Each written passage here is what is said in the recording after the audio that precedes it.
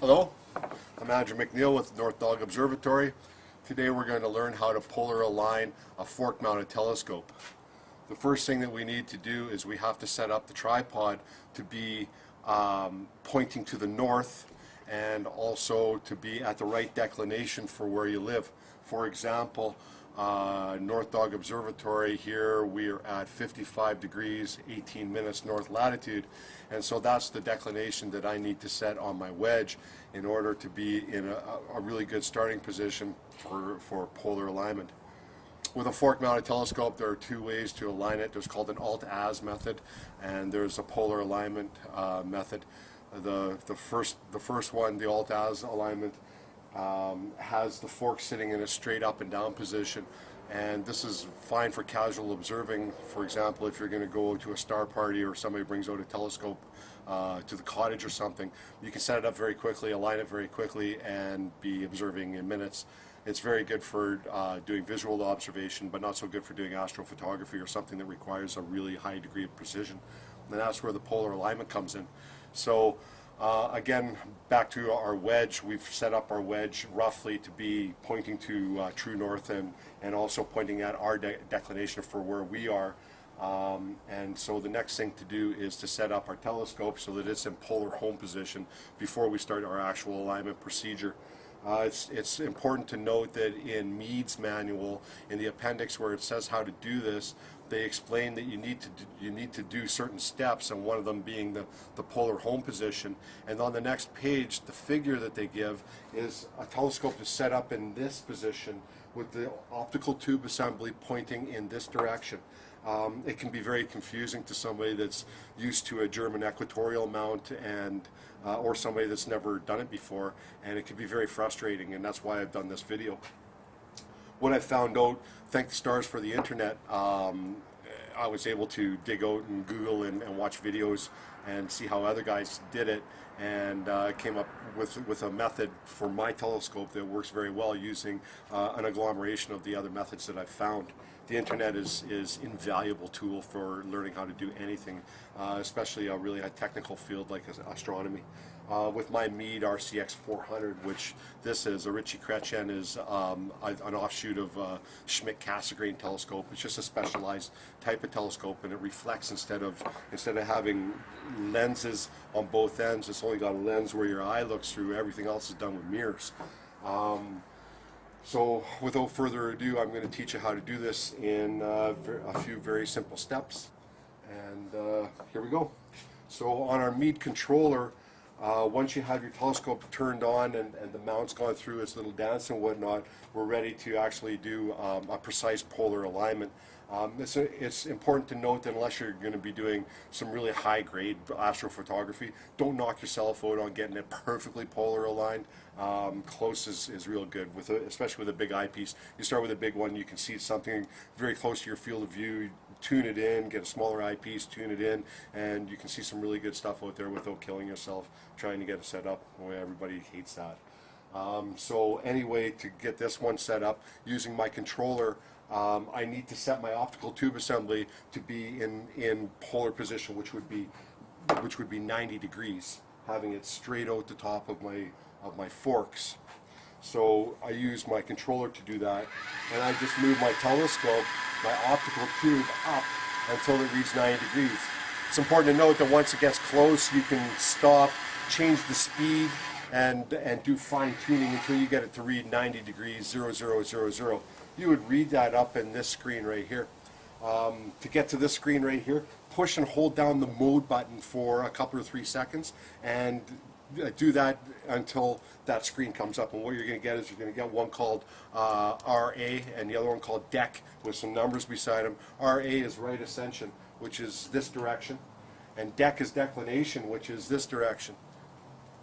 So what you want to do is you want to set the DEC, or the declination, to be at 90 degrees. Once you get it to that point right there, you're going to be very, very close.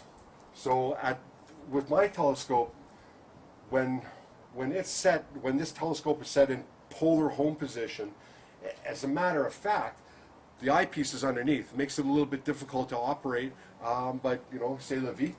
And so what I do is I set it down into that close to polar home position, and I go down and I look through my finder scope, and using the controls, the knobs on my wedge, my equatorial wedge, until Polaris is centered in the center of my finder scope. Now Polaris isn't exactly at celestial north, but it's very, very close, so it's a good spot to start. Celestial north is a point where if you were to make a straight line from the South Pole to the North Pole and straight up on through to infinity, that would be celestial north. The celestial North Pole, if you were north through those 2 points. So now we want to get our telescope to be set at celestial north, because it's not right now, it's set at Polaris. So what we need to do is we need to make it so that when we slew our scope through right ascension, that the stars wheel about a central spot in our eyepiece. So we set our eyepiece up and we look through our eyepiece and we go back and forth. If there's not one central spot where all the stars go around, instead they're going across your field of view, then you have to move your optical tube until it's actually able to do that. So using this control again, move your optical tube up or down, use the fine control.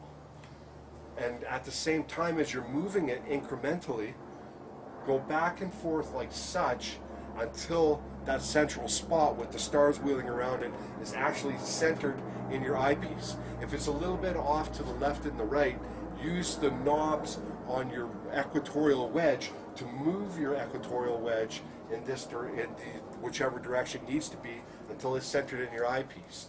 Once that's done, then you've achieved polar alignment. Now you want to align to some stars in order to be able to find some stuff. So you have 90 set here, and what you want to do is, this one is right ascension. Right ascension is at the top of the menu on your screen on this mead control. You want to set your right ascension to be at 0 degrees, 0 minutes, 0 seconds. So you get it close by moving it over as such, and then lock it down, and using your control, move it left or right until you hit 0 degrees, 0 minutes, 0 seconds. Now your telescope is ready to align. It's set up at 0 degrees, and at that point it's pointing perfectly north, and it's set at 90 degrees, and at that point it's set perfectly at the declination where you live at, which would be your north latitude. At that point, we tell it that we want to do some alignment on it. In this control, it has on the top, it says select item, and then there's a scroll button, and you just scroll until you hit setup. The first one there is align. You tell it yes. This type of alignment that we're going to do on this particular scope is called a one-star alignment. It's actually it's a lie face term because they use 2 stars, but this telescope picks one arbitrarily every time, which is Polaris, and the other one is the one that we actually align on. So once we're ready to align it, because we've set our declination right, and we've set our east and west to be perfectly at north, so now our telescope is ready to align, and it's going to want to align on Polaris. So what it's going to do is, once we get it into a 1-star alignment and press enter, it's going to go through the instructions. It's going to say polar align, and then it's going to go through the instructions scrolling at the bottom of the screen, and it's going to kind of like give you a really terse interpretation of what I've just given you. Once you have it all set up like this, just go ahead and press enter. You don't have to follow their instructions. Their instructions are really vague anyway. It takes a GPS fix. It takes a couple of seconds. Just verifies that your location is in north latitude is where it's supposed to be. Your time, which is a very important factor, of course. Once it sets that, then the telescope does what's called the Meade Mambo, where it actually wants to do its alignment slews. The first alignment that it does, again, is on Polaris, and this alignment requires that we do not use this box. Once the telescope is ready, the box is going to say align on Polaris using the equatorial wedge, not the controls. So we do not use this box. We use the controls on our wedge, which on mine are a couple of knobs, and we move it whichever directions we need to move the telescope until the finder scope is on Polaris, and then incrementally more fine, depending on your desire for accuracy, you will move your equatorial wedge until Polaris is centered in the middle of your eyepiece. Once it is, you touch as your screwdriver or your Allen wrench or whatever you need to use your tool to tighten your equatorial wedge tightening screws. Go through your entire wedge, tighten everything down, tight, tight, tight, and then double check, always double check as you're through your tightening process to make sure that your scope hasn't actually moved off of Polaris in either of your positions, your finder scope or your eyepiece. Once you're all set up in that position, then take up your control again and press enter. Because at that point, it's going to take a fix, calculate, and decide which star to use as an alignment star for the actual scope itself.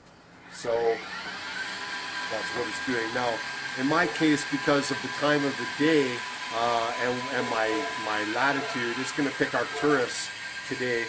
Tonight it's probably going to pick Vega, which is up in the zenith, and then I'll have to probably pick something else.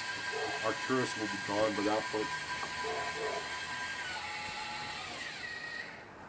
Once it's set close to whatever star it's decided to use as its alignment star, then you need to use your controller to adjust your telescope slew in order to center that bright star in your eyepiece. One of the things about it is that sometimes you don't know the night sky as well as you think you should in order to use an instrument of this class, but that's not true. They make it very, very simple by picking alignment stars that are generally the brightest star in that sector of space. So in this case, when that telescope is pointing there, it's not going to be pointing exactly at Arcturus, but it's going to be very close. From there, I can use my control, and using the buttons on my control to slew my scope in whichever direction. I look through first my finder scope and then my eyepiece in varying degrees of accuracy until Arcturus, or whichever is the bright guide or bright star, is centered in my eyepiece. And then once it's centered, then I simply press enter. If it's succeeded, then it's going to give you an indication on this particular type of controller. It says align successful, and then it goes over into a menu mode where you can pick, like, say, tonight's best, for example. And if you've done it properly, then just go through tonight's best, and it'll look and it'll say, okay, well, say for example this one says go to Mars, so just press go to. If you've done everything properly during each course of what you needed to do, then Mars should be pointed almost centered into your scope, if not centered. As I said, the more precise you do your job from beginning to end, the more precise is going to be the scope in this position here. Don't knock yourself out on getting too precise, because use a big eyepiece and move your way down to begin with. That'll keep you observing good times and not all set up and very little observing. And have fun out there. I hope you have clear skies, and I hope that this tutorial has helped you in the methods and ways to polar align a fork-mounted telescope. I'm Aimcneil, North Dog Observatory.